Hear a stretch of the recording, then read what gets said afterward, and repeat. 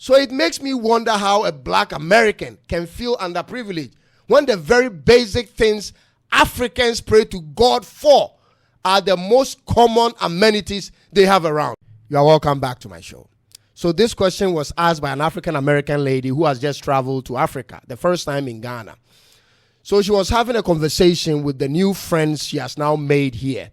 And she continually wanted to know what these new African friends thought about her as an African American lady. So as I thought to myself about my opinion on African Americans, many interesting thoughts came to my mind. Let me share a few of those with you, especially to my African American subscribers. Let's go.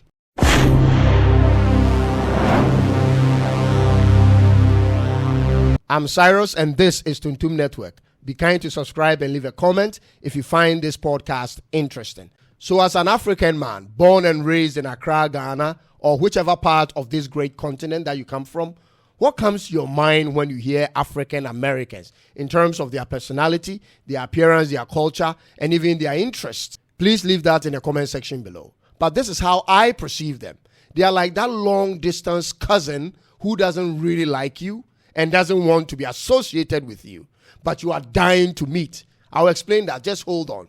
First of all, their skin is slightly different from ours in terms of the melanin count. They look beautiful and confident, but sometimes a little overweight. As a black man from Africa, we like the way they speak English, and many youth in Africa today want to sound like them. It's common to see this in songs by African rappers who rap in English. Sometimes it gets funny. You meet a local person who has traveled to America for a few months, and all of a sudden, they are speaking the slang as though they've always been there. But I can understand because it's contagious, and even Chinese youth today want to emulate them. But they still remain that same cousin who won't hang out with you. If, for instance, you were in a neutral place where you were the only two black people in that playground. If my description is close to what you have, please let me know in the comment section below. I love them so much, and shout out to Shirley, but it's a strange feeling for me every time I am around them. Let me try describing it using the agenda, starting with their men. And most of the things I'm about to say are things that I experienced dealing with them and watching them in their movies. So I feel that their men are like pretty one-dimensional in the sense that they all kind of like wanted to be athletes or some form of an artist or entertainer when they were growing up. Their men look to me like they are too comfortable and predisposed to being in the entertainment or sports industry than the rest of the other races.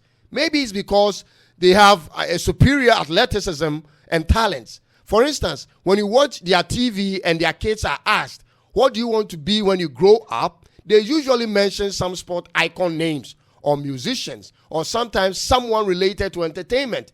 And their men appear to be very, very comfortable, like I said. And sometimes they act like the children of a rich man who has lost everything. To me, they don't like to really explore, not in their own country or to many other countries that I've traveled to, where I've met a lot of white Americans. And this is why I say so. In my mind, if I live in a city where crime and unemployment is high as a man, I'm moving to a better city. But they don't. They seem to like to be around their neighborhood until they become successful within their neighborhood, and now they move out to a better location. Interesting. America is a great nation, in all honesty. Hate them or love them, it is one of the countries in the world where most people will love to travel to, including their enemies. So when I come in contact with an African American man who complains about having a tough life in the USA, I'm usually confused.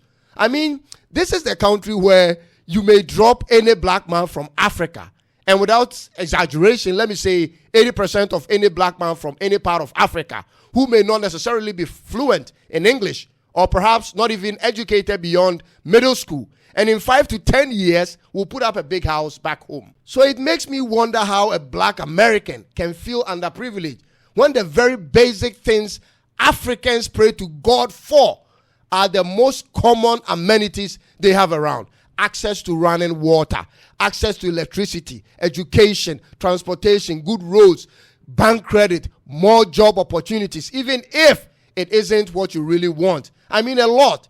It makes me really wonder how you can feel underprivileged in such a condition. I hope to bring in some African Americans to the studio by next year.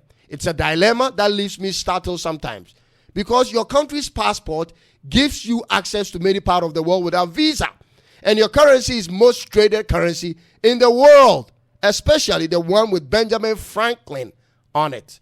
So if you don't like what you are getting there, how about you travel around to other places? I promise you, that little money you have will do so much for you in other parts of the world. And when it comes to their women, boy, I thought our African ladies like drama, but theirs is on another level. I feel they invest too much money on their body and their appearance. I honestly feel they want so much before they feel happy, which I struggle to understand sometimes. The very basic things in life looks uninteresting to them. They always want the newest iPhone when the previous iPhone is working perfectly. Their desire to upgrade every time in almost every aspect of their lives is shocking. What happened to if it ain't broke, don't fix it? I heard that phrase from Americans in their movies some time ago. What changed? And the final part of my thought on African American women is that they sometimes make you feel like they don't need men anymore, or unless the man is super rich or he's a superstar. And because of that, many of the ones I've met, not all, I mean those that I've met, are either divorced or married multiple times. So when they come to Africa and see how different and mostly difficult other women's lives are, they then tend to appreciate their situations over there a little more. If you are an African American or from Canada or UK or from any part of the world who would like to explore Africa, come to Ghana, come to Kenya, come to Nigeria, South Africa, or Ivory Coast. We are your cousins and we love you and we would like to meet you. And so give it a thought. I hope I didn't offend you, but if I did, I apologize. But at least you now have an idea how one brother from another mother actually feel about you. Thank you so much for taking time to watch today's episode. Please subscribe, comment, like to support this channel. Until I come your way again, God bless you, and it's bye-bye for now.